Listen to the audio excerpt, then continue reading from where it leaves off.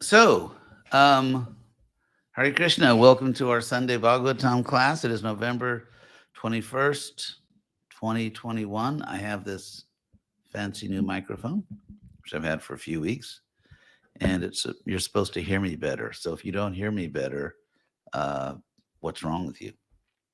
Just kidding. That was a joke. Anyway, today we're beginning with, let's see, got to go back because I was looking through these verses. Um, yes, beginning with first canto, chapter 14, text 19. Today is all going to be Viraha Bhakti. Viraha means separation. And scholars have noted, and of course our own acharyas have noted, that one of the unique features of Lord Chaitanya's movement, and perhaps ultimately spiritually the most powerful feature, is that one develops this very intense, intimate love of Krishna, and one develops it especially by experiencing this ecstatic mood of separation. For example, if you look at the gopis or the cowherd boys, of course, they always loved Krishna intensely, but when Krishna left Vrindavan, it was actually Krishna's way of demonstrating the actual intensity of their love. When Krishna left, of course, he didn't really leave Vrindavan. He made that very clear when he met the residents of Vrindavan at the solar eclipse occasion where they all met at Kurukshetra. They actually all met again. And Krishna explained, you never really separated from me. In fact, this intense love and separation brings one most powerfully into the Lord's direct association. But still, it's in that separation that you see their real love. For example, let's say there's a couple in this world, a man and a woman, who believe they love each other or claim they love each other. And let's say they're separated for a year. Do they stay faithful to each other? Does their relationship survive the separation? And as we know in this world, sometimes it does, sometimes it doesn't. So, separation, you could say, is the real test of love. It's funny because there's an old sort of demonic trick that men use to seduce women, at least in the old days when women had some, let's say there was a higher standard of chastity among women in general. Of course, today there are many very chaste women, but at least back in the old days when I was young, when that was the standard, uh, a man would say to the woman, "Prove your love for me." In other words, if you really love me, then they wanted to have sex, or the man wanted to have sex, which is obviously cheating, just being a rogue. Obviously, the correct reply from the woman would be, if you prove your love by marrying me. But in any case, what I want to say is that the real proof of love is not sex. It doesn't prove anything except that someone or both people are lusty. That's all that proves. The real proof of love is what happens when you're separated. Do you stay faithful? When you're separated from someone that you claim to love, does your love increase or does it diminish?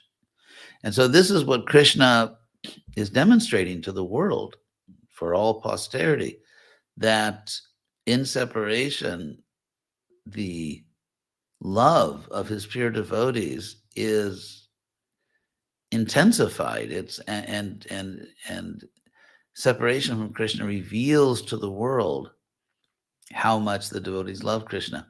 Now, in this case, the Pandavas, because the Pandavas, of course, are Kshatriyas. And we often see them in the Mahabharata and in the Bhagavatam interacting with Krishna. They talk to each other, but usually it's kind of, as they say, shop talk. It's kind of talking business, like they're Kshatriyas. Okay, we need to attack this demon, or that demon may attack us, or should we go to war? How should we deal with Duryodhana? So if you look at Mahabharata, a lot of the conversations between Krishna and Arjuna regard professional situations.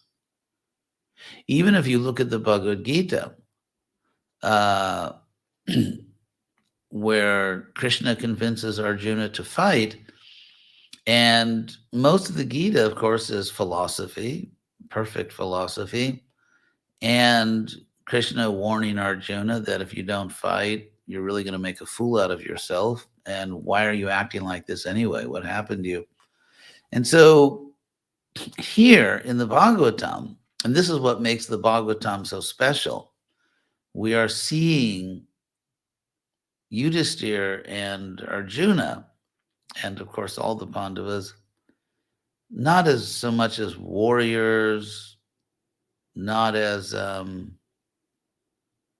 charge of a government, not strategizing with Krishna, but really as just pure devotees who have this powerful, intimate, pure love for Krishna.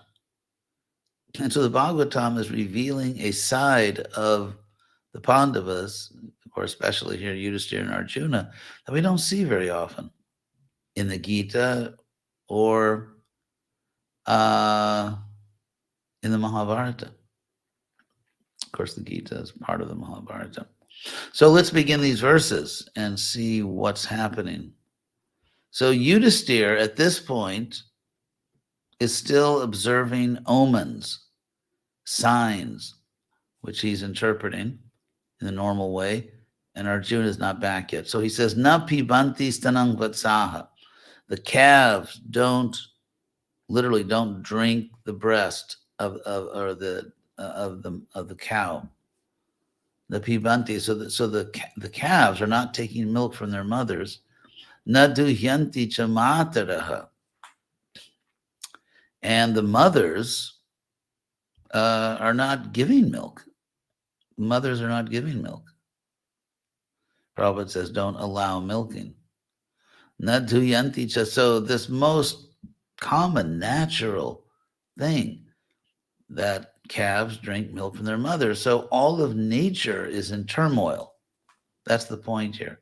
All of nature is in turmoil because Krishna has left. Nadu hyanti cha mataraha rudantyashu mukha gavo. The cows are crying, and cows, as we know, do cry. Cows are crying with tears streaming down their face. It's interesting. It doesn't actually say tears in their eyes. It says literally with tear faces. Because when, someone may weep a tear and brush it away, but when you're really crying, your face is just covered with tears. At least all your cheeks, right? So that's what it's saying here. It's not just they shed a tear, so to speak, but actually their tears are streaming down. Their face is filled with these tears. Nahrishanti, Rishabhabraje, and the bulls do not take pleasure in the pasture. So, bulls, they like to get out in the pasture. They're free. They can walk around where they want, especially back in the ancient world, even in Europe, actually, before a few hundred years ago. They didn't really have fences so much. People just, one thing you don't hear about in the Bhagavatam regarding Vrindavan is fences. The bulls can just wander, and the cows. So they take no pleasure in this freedom to wander and graze in the pasturing ground. So then the next verse, 20, Daivatani Rudantiva. So it's as if the deities are crying. Even the deities are crying. Of course, the deities. But you have to remember, back then in ancient India, and even today, actually, in modern India, most of the deities are not Krishna deities. People have all kinds of demigods and goddesses because business as usual. We have to keep in mind that most people are not transcendentalists. Krishna says, Samahatma Sudurlabha, someone that takes me as everything is very rare. So we're not talking about a country full of trying to get closer to the microphone so you can hear me. I mean, I know you can hear me, but it's supposed to enhance the sound. I'm trying to be nice to the people who want me to use a microphone. So, Daivatani Rudantiva, the deities are weeping, crying. It's as if they're crying, all kinds of deities.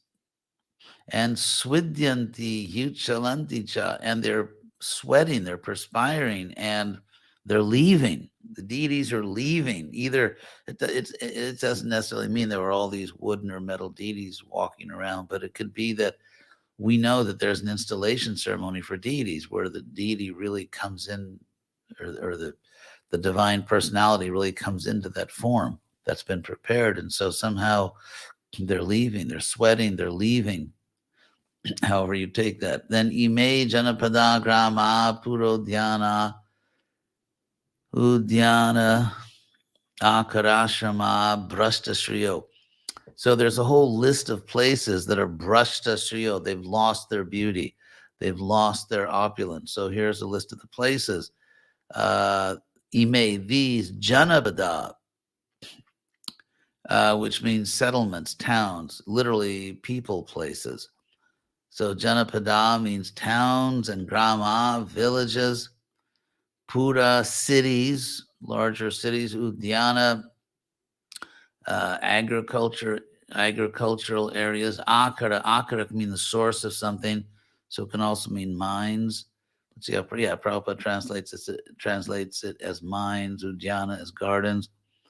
Ashrama, the ashrams that sages have, either outside, sometimes they were just outside cities, sometimes they were farther out in the deep forest. So the ashrams, the cities, the agricultural areas, the mining areas, the cities, towns, villages, all of them are Brashta Shriyo. They've lost their beauty. And Nirananda, there's no Ananda. They've lost their happiness. There's no more pleasure there. Kimagang Darshayantina.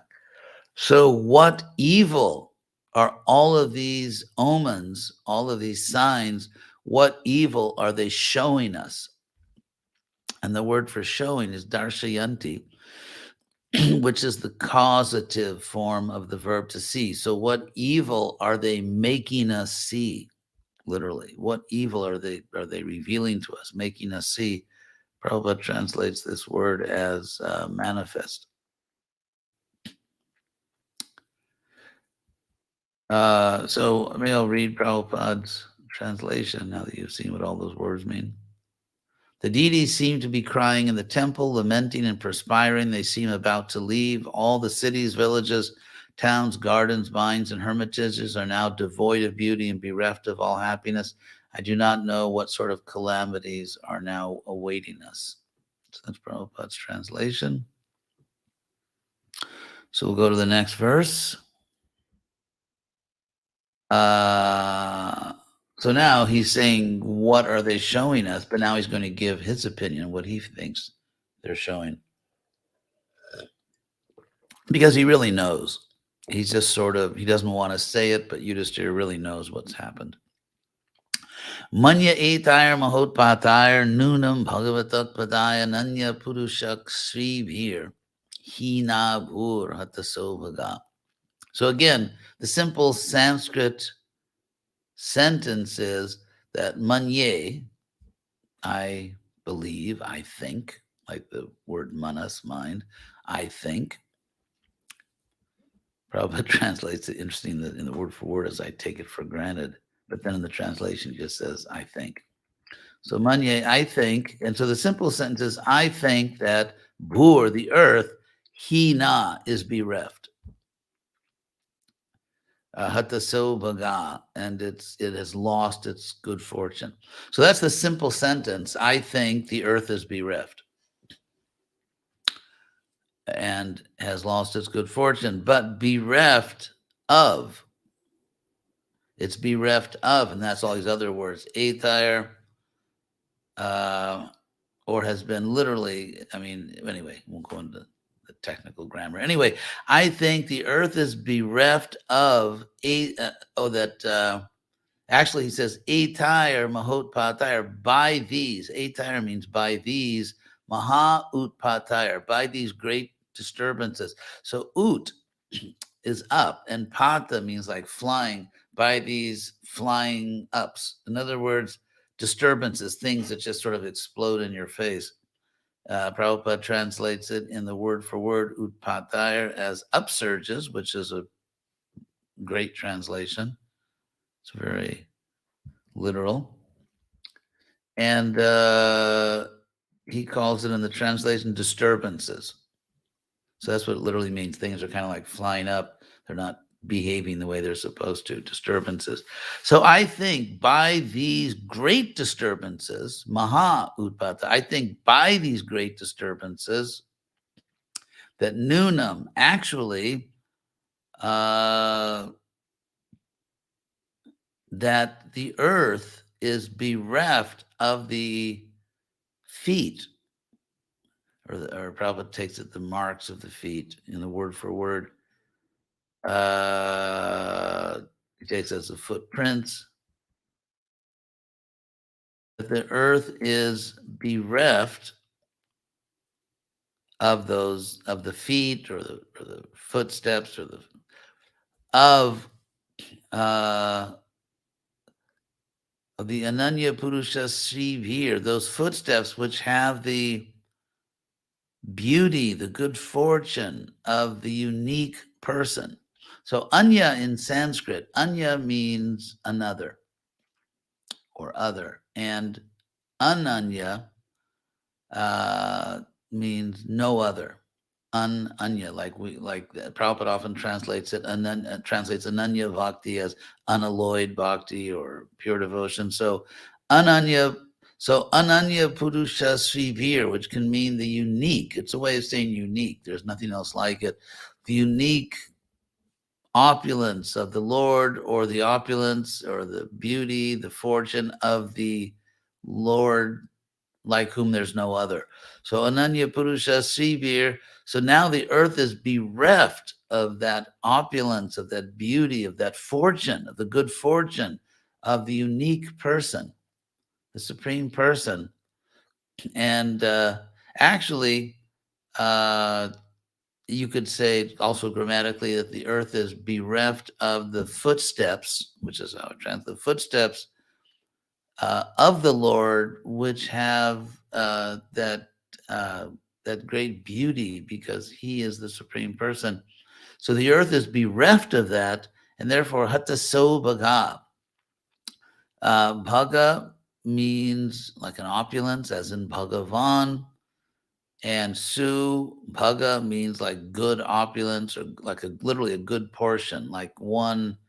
Sometimes in English, in Old English, you could say his portion is to suffer, or someone has a very good portion in the sense that what fate has given to them.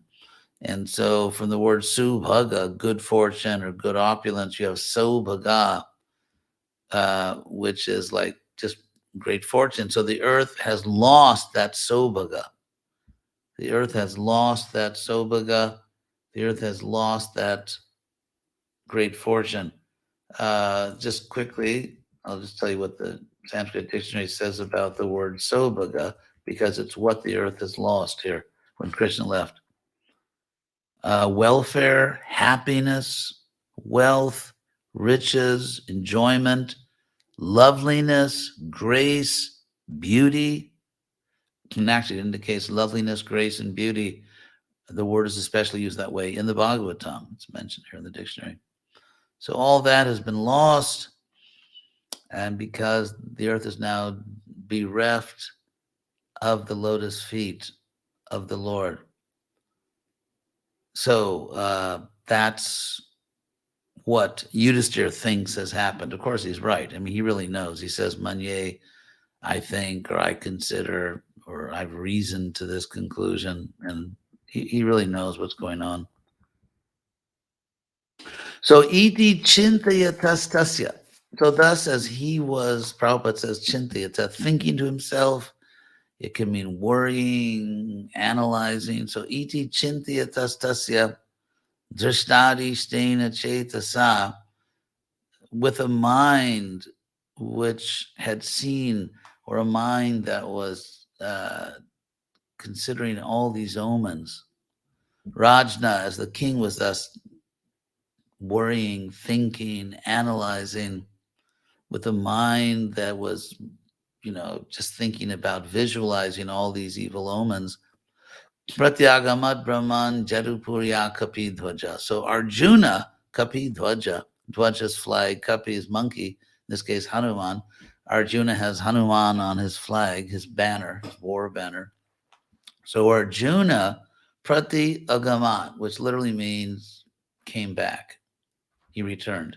Arjuna returned, O Brahmana, Yadupurya, from the Yadu city. So Yadu city. From Yadu city, which is Dwarka, Arjuna came back just as Yudhishthira was thinking about all these things. And we'll do one more verse today. So if you had any questions, you have to get them in. So tang padayor nipatitang ayata purvam aturam adho vadanam abindun. Srijantam nayanabjayoho. So this is not a complete sentence, actually. It's completed by the, let's see the next verse. So the first word of the next verse after this one is viloki, which means seeing. So seeing Arjuna in this condition, Yudhishthira will ask him something. But in this verse, so this verse, the next verse are actually one complete Sanskrit sentence. And so if you look at all these words that end in M, as in mother, tam, nipatitam, aturam, ayatapurvam, vadanam, srijantam, all those words that end in the letter M are objects of a verb. They refer to Arjuna. They're objects of the verb vilokya, which is it's the first word of the next verse. And so basically it's Yudhishthira seeing Arjuna with all these characteristics. And then the next verse, it's just like in English, if you say, having seen Arjuna in this condition, that's not a complete sentence. That's a dependent clause. So the next verse is going to complete it. Anyway, so imagine the word vilokya here. So seeing him, tam, padayor nipatitam, fallen at his feet. So Arjuna came back and fell at the feet of his older brother Yudhishthira. Tam padayor is the dual case in Sanskrit. It means at the 2 feet. So seeing him, nipatitam, fallen down at his 2 feet. Ayata purvam.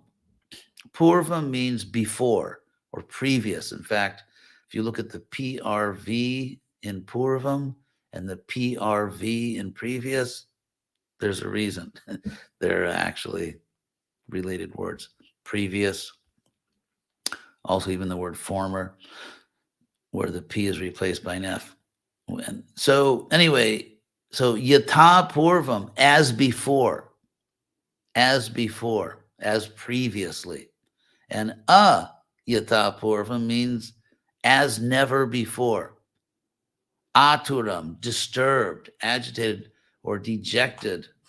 Prabhupada says here, this is the word aturam, which describes Arjuna. His condition, aturam means, it can mean suffering, pained by. So Arjuna is suffering, Prabhupada says dejected, same thing. So Yudhishthira seeing Arjuna fallen at his feet and suffering as never before. And remember, Yudhishthira saw Arjuna suffering on the battlefield of Kurukshetra when he didn't want to fight, and Krishna had to teach him the Bhagavad Gita. Yudhishthira had seen that. So this is a suffering that goes even beyond Arjuna at Kurukshetra.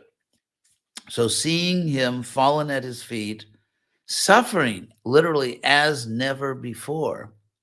Adho vadanam, his face was down. So Arjuna cannot even look in the eyes of Yudhishthira.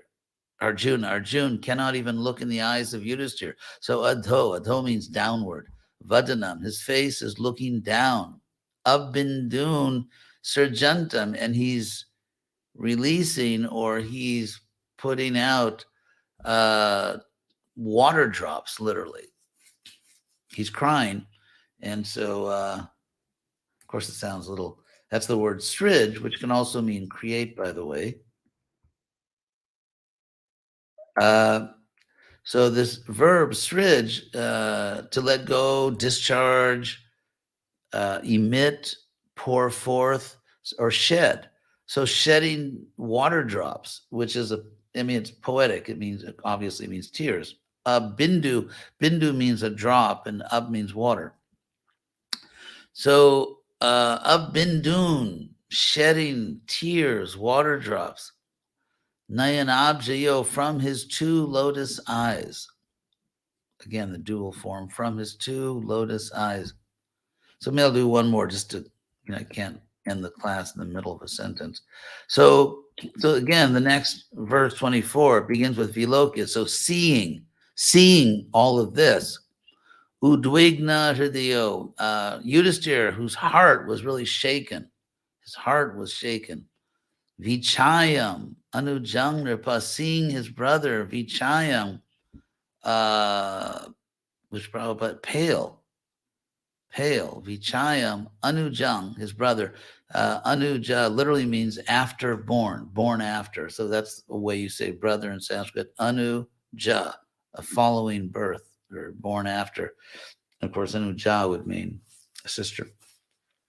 So the king, seeing Arjuna in this terrible condition, Prijati Sma, he of course asked, he inquired, Surin Madhye, in the middle of all their well-wishers. So it's not just Yudhishthira and Arjuna.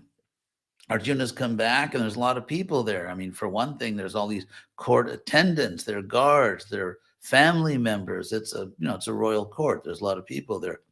And they're all well-wishers. They're all friends. They're all allies. So in the middle of all these friends and well-wishers, Yudhishthira asked, and he asked, Sangsmaran Nara Deritam. And as he asked, he was fully remembering. Smaran would be remembering. This is Sangsmaran.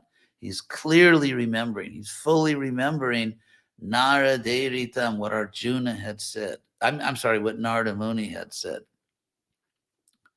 And so, of course, Narada had sort of predicted all these things, that Kali Yuga was coming. So fully remembering that which had been uttered by Narada.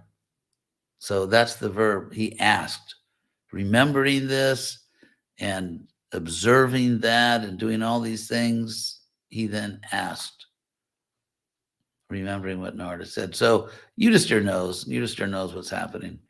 He just doesn't, he's asking because it's too painful for him. He can't say it. So he's just hoping against hope that what he knows is true, maybe won't be true. So here we're seeing again this love and separation. We're seeing the Pandavas not just as Krishna's friends and fellow warriors going to battle together and performing so many pastimes, but actually we're seeing the Pandavas as these exalted pure devotees with profound love for Krishna, who are feeling this unbearable separation from Krishna, which of course is the highest ecstasy. This is nothing like material suffering, but still the Bhagavatam wants to show us, in case someone got the wrong impression from the Mahabharata. Remember that in chapter 5, when Narada comes to see the distraught Vyasa suffering, and Narada comes and he says, well, you didn't really give a clear explanation of the truth, because you were trying to accommodate. Basically, Mahabharata was kind of like the original bridge program. It's like in ISKCON, we have so many bridge programs because we take it for granted that normal temple life is not going to attract huge numbers of Western people. And so the devotees think, okay, let's do, I don't know, cooking classes or astrology or just, I know I've given classes in this kind where they say, don't mention the word religion or God. So all these bridge programs. So in a sense, Mahabharata was Vyasa's bridge program. And, but then Narada came and said, well, it's a bridge to what? Because you haven't really explained enough pure devotion. So here in the Bhagavatam, what we see is Vyasa following the orders of his guru Narada and giving the real picture. This is not a bridge program. This is the Pandavas showing their pure love for Krishna. This is the Pandavas showing their pure love for Krishna, their deep, powerful devotion, something which you won't really find very much in the Mahabharata. So I will stop there for now. And now let's see if there are any questions. You know the drill. I go scrolling down, looking for questions. Let's see.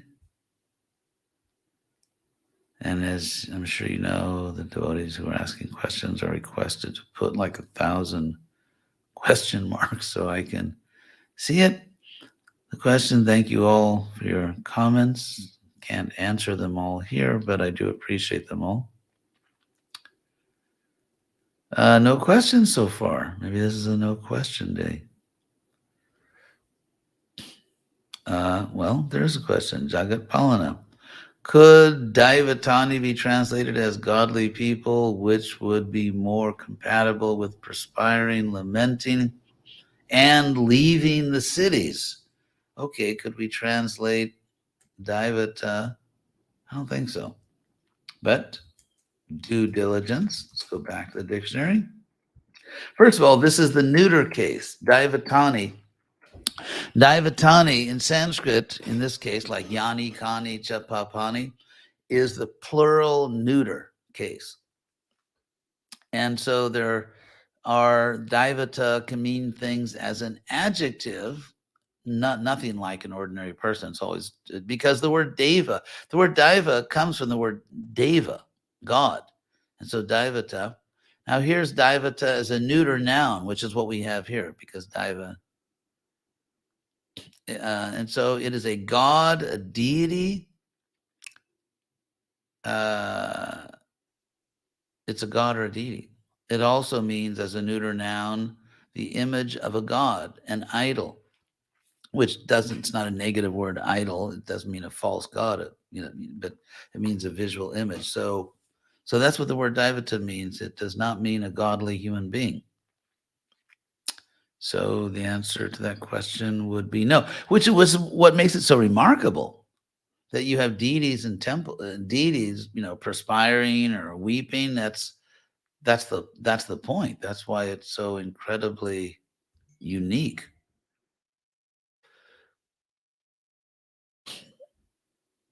Okay, here's the question without the question marks from Virabhadra Das.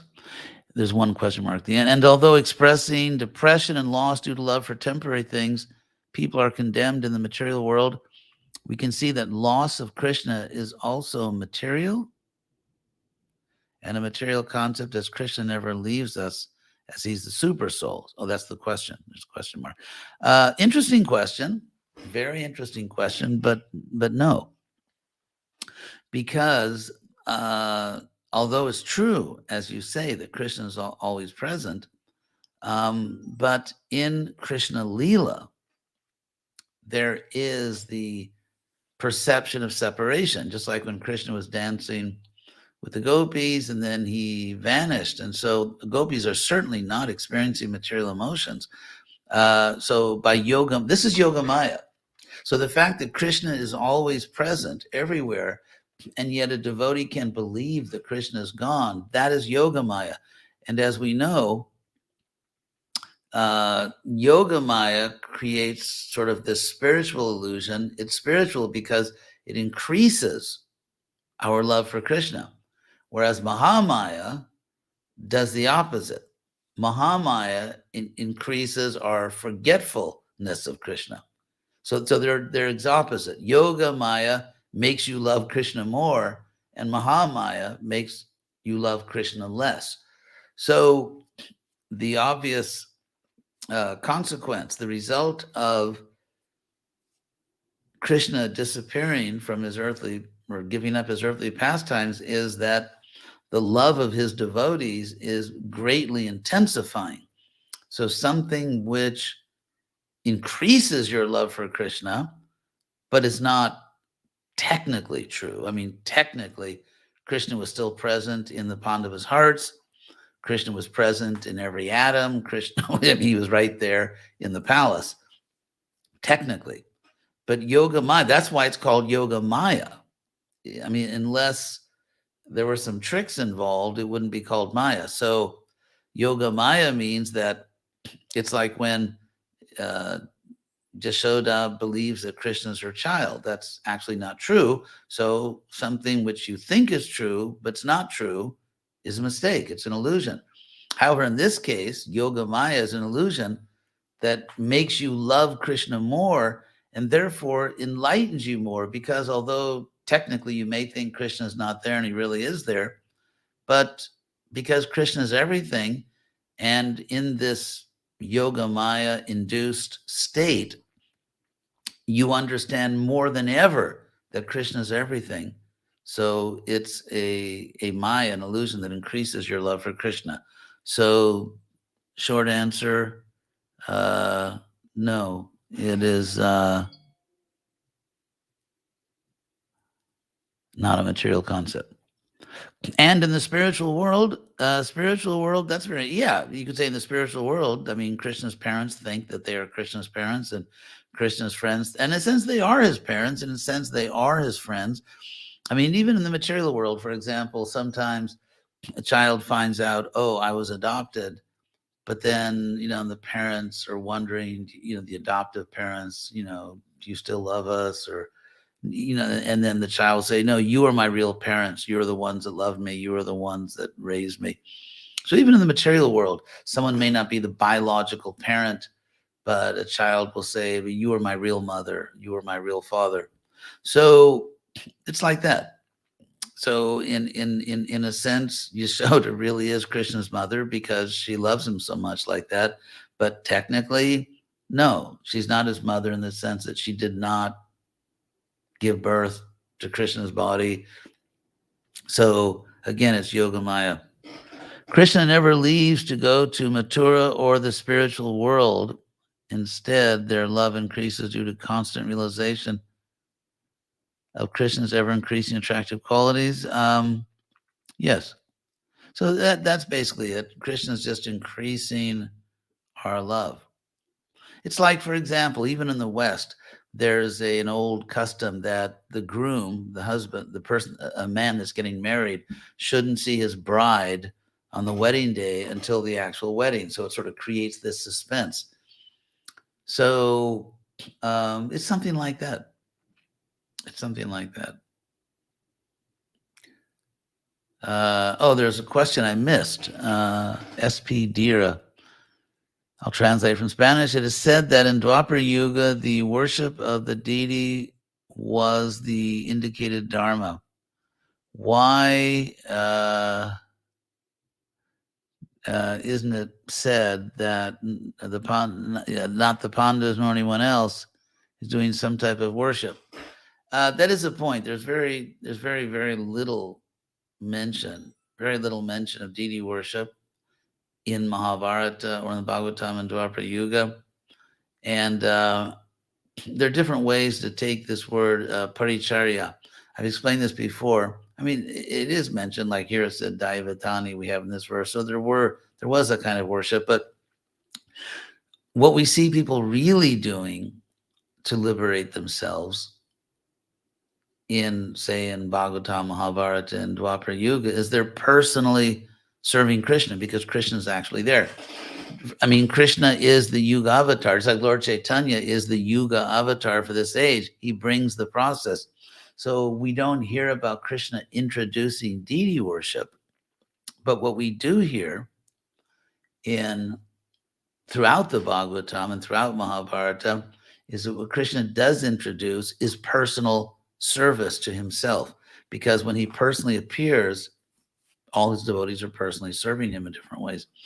And so the word paricharya, I don't know if I put it in the chat, but you can see it but I'll explain it. Char means to move or to act, like charita, that which has been done. Charita, like charitamrita, Chaitanya Charitamrita. So Chaitanya literally means the amrita, the nectar of charita, of the deeds, the actions, what Lord Chaitanya did, literally. Chaitanya, like it's exactly like in Spanish, los hechos, or Portuguese, los feitos, and so on. Os feitos, los hechos. Anyway, so fatos in Italiano. So charya means activities, and paricharya can mean worship, but it literally means, pari means around. So it literally means you sort of, you stay around someone and attend on them, so to speak. The word paricharya, let's see in the dictionary, try my luck here. It can mean circumambulation, because it literally means moving around.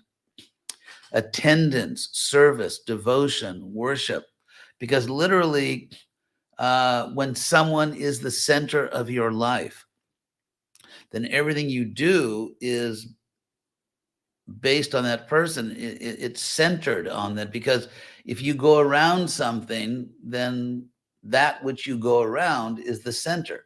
So in a way, it's, they don't say in Sanskrit, like, I'm centered on this. They don't literally use that term, but they use the word pari, to go around. So whatever's in the middle is the center. I hope that's clear. So paricharya means that, let's say if you're serving someone, you're just going around them. They're the center. Okay, I have to go bring food to this person. I have to maybe, help them with this or bring that. And so that person is the center of your life. All your actions are centered on that person. Personal attendance, therefore it means attending on someone like a personal servant. And and of course, deity worship involves that also. That's why it also comes to mean, in our tradition, deity worship, because if you think about worshiping the deity, it's about becoming the personal servant of Krishna. What do? You wake up the deity. If you're the personal servant to someone in a very nice way with mantras, you may wake them up, and you wake Krishna up in the deity form, and you bathe the deities, you dress the deities, you offer food, you put the deity to rest, and so on. So that's exactly what a personal servant does for the master. So deity worship is actually I don't want to say simulation. I don't mean that Krishna is not there, but deity worship is actually a recreating of what devotees were actually doing when Krishna was personally there. They were cooking for him, they were cleaning, they were accompanying him, they were traveling with him. And he was always the center. Wherever Krishna went with his devotees, whether the gopis or the gopas, the cowherd boys, or the Pandavas or other devotees, Krishna was the center, and all their activities were meant to please him. And so when Krishna left this world in his manifest form, and you couldn't do that directly, so then you have a deity, then there's a deity, which is Krishna, so that you can perform the same services that the devotees were performing when Krishna was personally visible in this world. So that's the word paricharya. And I hope that clarifies something.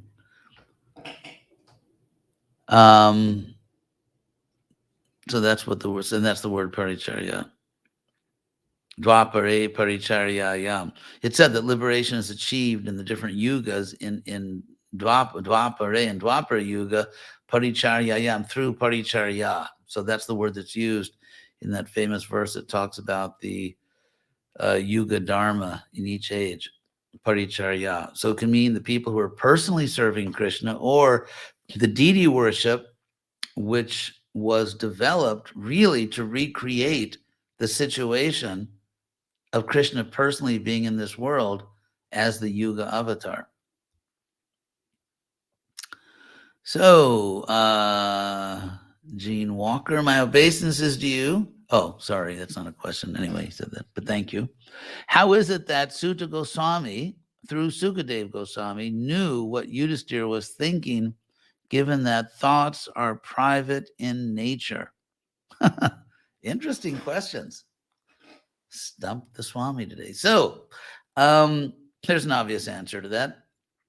Just as, for example, all of us, I mean, I would say people who are psychologically normal or even high performing, when you go through very powerful emotional experiences, you talk about it afterwards. You need to talk about it. I mean, I think that's really true for all of us, isn't it?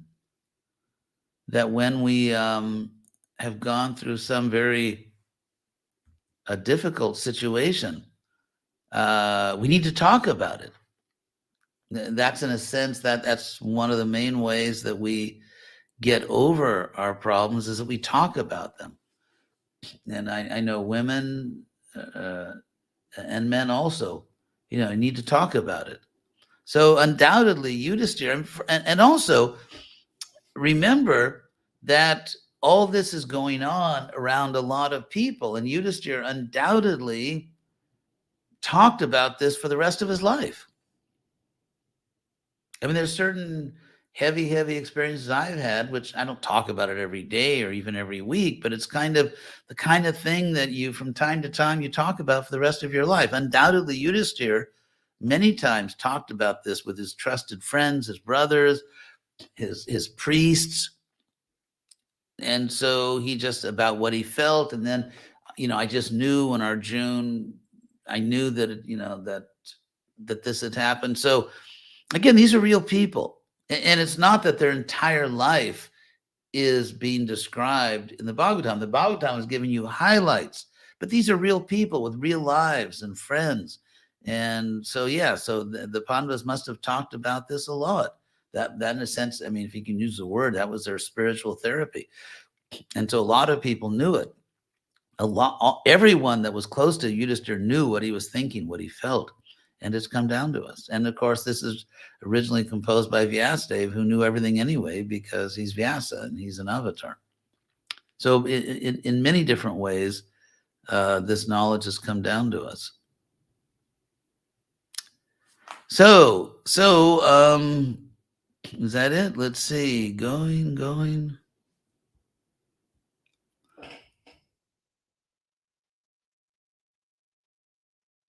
I see all kinds of friends here in the name. So is just devotional practice also a type of love if you have problems with practice? Yeah, the fact that you stick to it, the fact that you keep trying to serve Krishna, that shows love. You keep trying. You never give up hope, and you always believe that this is the best thing I can do with my life. So actually, there are a lot of questions. That's funny. I said maybe no questions, but there are a lot of questions. Actually, not that many more. So, Claudia, the concept that proof of love is separation also applies for living beings. Yeah, absolutely. If your husband says, I really love you, what does he do when you're not there? Or if your wife says, I really love you, what is she doing when you're not around? I mean, if you're gone for 10 years, that's kind of an unreasonable test. But yeah, how do people, it's like they say, oh, this person is always nice to me to my face, but talks behind my back. So what do people do when you're not there? That shows you who they really are. Is this really a friend? Especially if you're gone for a while, how do they behave? Does the friendship or love become stronger or weaker? So, Krishna Priya, good old Krishna Priya. Can we understand that the pain of separation from one's spiritual master increases one's love of Krishna? Yes, if it's spiritual, of course. Absolutely.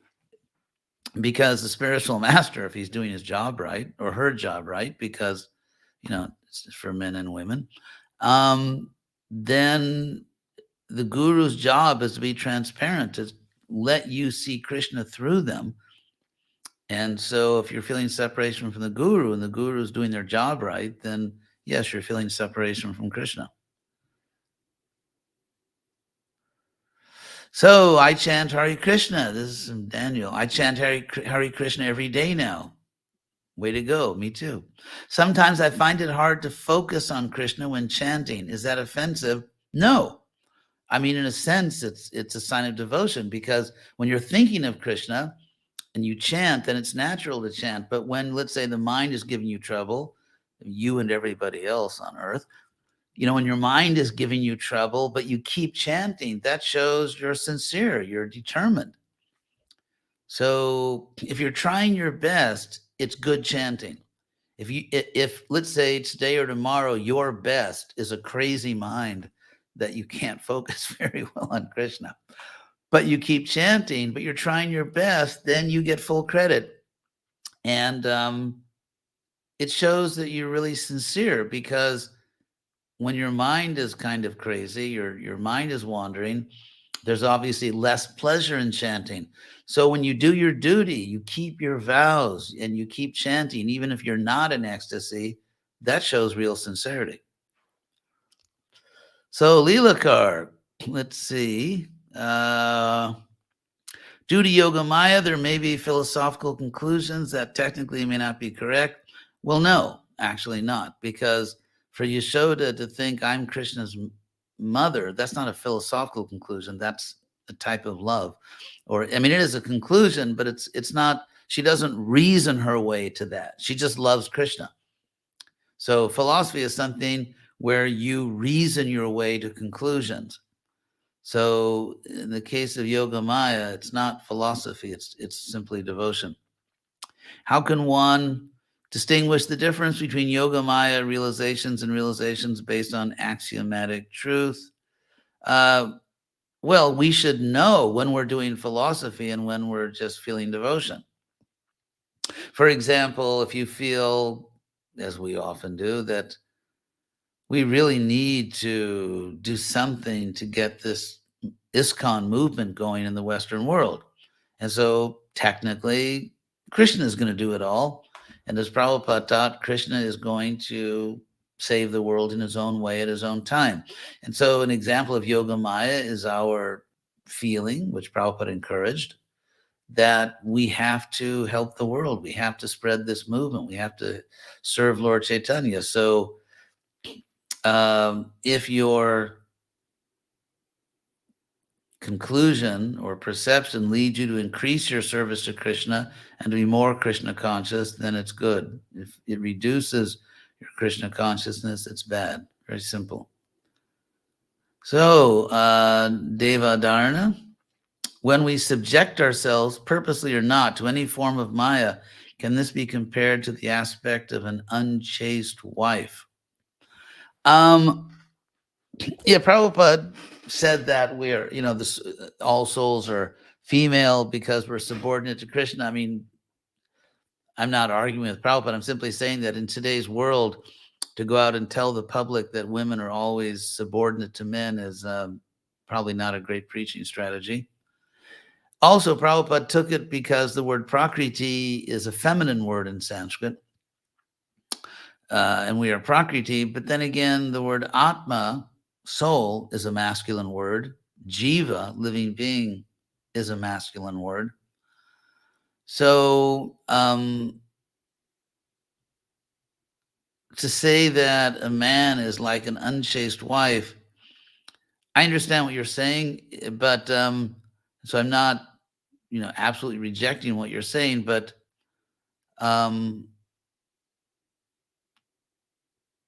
it's, I mean, Krishna,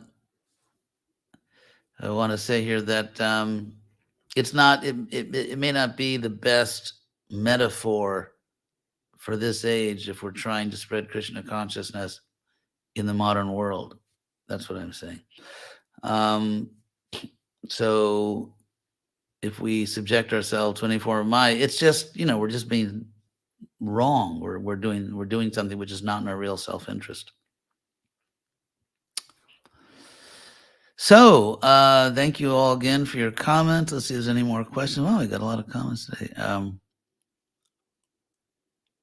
Oh, Virabhadra said, could you give a class on the correlating historical effects from Lord Chaitanya's appearance in world events in the 1500s? Yeah, perhaps in the future. I've mentioned it many times. So thank you all for your comments. Have a great Krishna conscious Sunday, and hopefully we will all be together again next Sunday, if not sooner. Okay, thank you for coming. Hare Krishna.